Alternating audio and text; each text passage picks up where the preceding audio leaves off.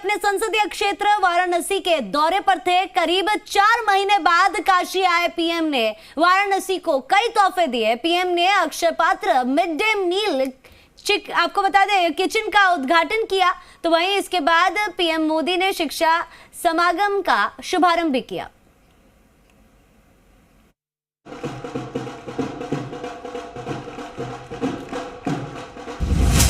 मोदी बनारस आए, सौगात लाए।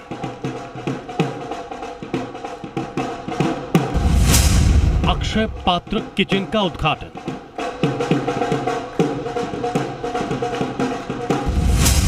कन्वेंशन सेंटर में शिक्षा का समागम। यूपी विधानसभा चुनाव में बीजेपी की जीत के बाद पीएम मोदी पहली बार वाराणसी पहुंचे। यहां वो सबसे पहले एलटी कॉलेज पहुंचे और अक्षय पात्र मेगा किचन का शुभारंभ किया। इस किचन में प्राइमरी स्कूलों में पढ़ने वाले बच्चों के लिए मिड डे मील तैयार किया जाएगा। इस मौके पर सीएम योगी और राज्यपाल आनंदीबेन पटेल भी मौजूद रहे। पीएम मोदी ने अक्षय पात्र किचन का दौरा किया और घंटे भर में हजारों बच्चों का भोजन बनाने वाली मशीनों के बारे में जानकारियां ली। इस दौरान पीएम मोदी ने परिषदीय स्कूलों के बच्चों से बातचीत की। स्कूलों में मिड डे मील, क्लासेस और सुविधाएं कैसी हैं, इसकी भी जानकारी। पीएम मोदी के सामने बच्चों ने कुछ सांस्कृतिक कार्यक्रम भी पेश किए, जिससे पीएम भाव विभोर नजर आए।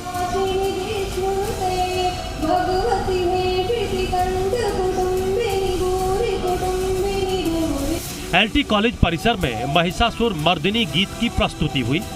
वाद्य यंत्रों के साथ शिव तांडव स्तोत्र भी सुनाया गया। इस दौरान एक छात्रा ने पीएम मोदी पर लिखी एक कविता भी सुनाई।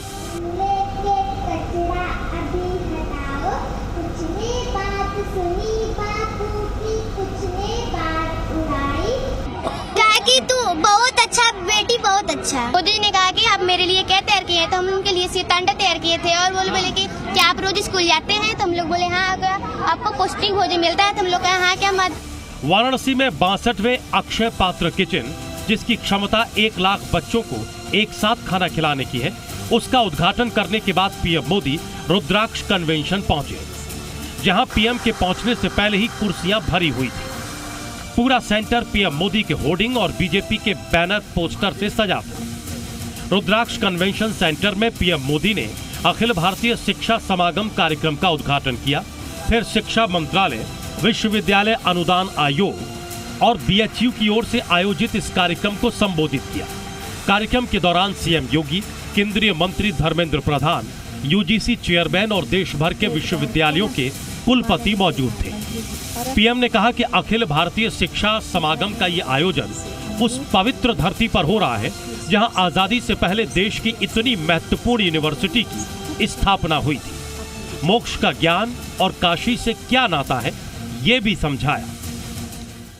विद्या अमृतम अश्नुते, अर्थात विद्या ही अमरत्व और अमृत तक ले जाती है।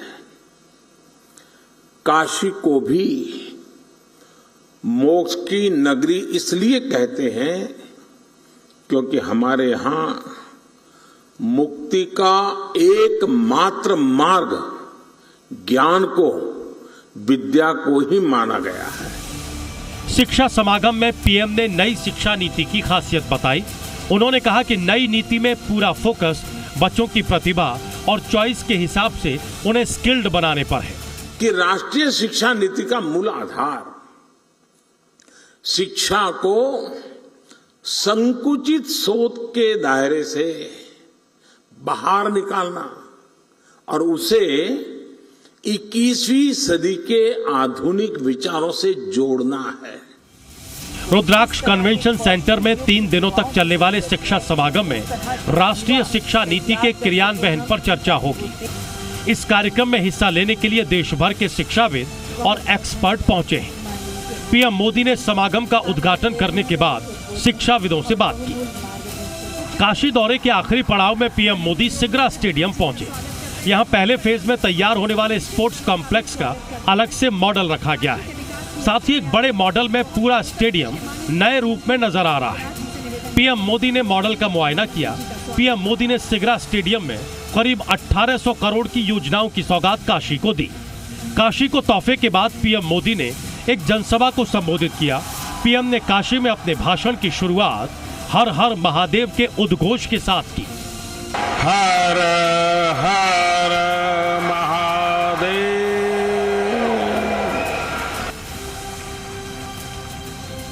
पीएम ने यूपी विधानसभा में बीजेपी की शानदार जीत दिलाने के लिए काशी की धरती से यूपी की जनता का आभार जताया। ब्यूरो रिपोर्ट, जी मीडिया।